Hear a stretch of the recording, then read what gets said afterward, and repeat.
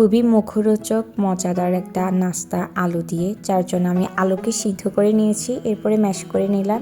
এই তো এখানে পেঁয়াজ কুচি, কাঁচামরিচ কুচি, একটু লবণ, ধনিয়া পাতা, একটু জিরার গুঁড়া দিয়ে ভালোভাবে মিক্স করে আলুকে আমি ভালোভাবে মেখে নিচ্ছি। ও একটু সরিষার তেল আমি অ্যাড করেছি ভালো একটা ফ্লেভারের জন্য। আমি এখানে একটু লেবুর রস অ্যাড করেছি। সব কিছু একসাথে মাখানোর পরে আমি এখন একটা বোলের মধ্যে ডোটা তৈরি করে নেব। আমি এখানে প্রিমিক্স আলু চপের যে প্যাকেট ইনস্ট্যান্ট পাওয়া যায়, আমি সেটাই ইউজ করতেছি। তো সামান্য একটু আমি পানি দিচ্ছি, এরপরে একটু মরিচের গুঁড়া আর সামান্য একটু হলুদের গুঁড়া, লবণ সুন্দর করে মিক্স করে পানি অল্প অল্প করে দিয়ে আমি ডোটা তৈরি করে নিলাম। এখন হচ্ছে আলুগুলোকে আমি চপের জন্য শেপ করে নিচ্ছি।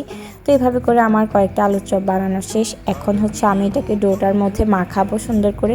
ডোটা একেবারে ঘন না, একেবারে পাতলাও না, মিডিয়াম করে আমি দিয়েছি। এই তো প্রথম চপটা ভেজে নিচ্ছি।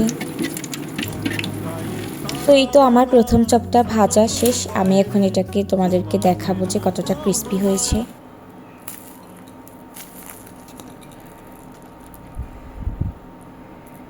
সাউন্ড শুনে নিশ্চয়ই বুঝতে পেরেছো চপটা কতটা ক্রিস্পি হয়েছে। আমি ফার্স্ট চপটা খেয়ে আমার কাছে এত বেশি ভালো লেগেছে, সাথে তাহালিলেরও খুব ভালো লেগেছে। তো এইভাবে করে আবার অনেকগুলো চপ ভেজে নিলাম। নর্মালি আমরা সবাই তো ভেষণ দিয়ে আলুর চপ ভাজি, তবে আমার কাছে ভেষণের ভাজা আলুর চপ থেকে বাজারে যে আলুর চপের প্রিমিক্স প্যাকেট পাওয়া যায়, এটা দিয়ে বানানোর পর আমার খেয়ে খুবই ভালো লেগেছে, যার জন্য তোমাদের সাথে আমার শেয়ার করা যে খুবই দারুণ একটা মুখরোচক নাস্তা। সবাই এটা অনেক বেশি পছন্দ করে খাবে, তেমনি করে বাচ্চারাও। আমার কাছে তো খুবই ভালো লেগেছে। আমি 10 আউট অফ 10 দিব।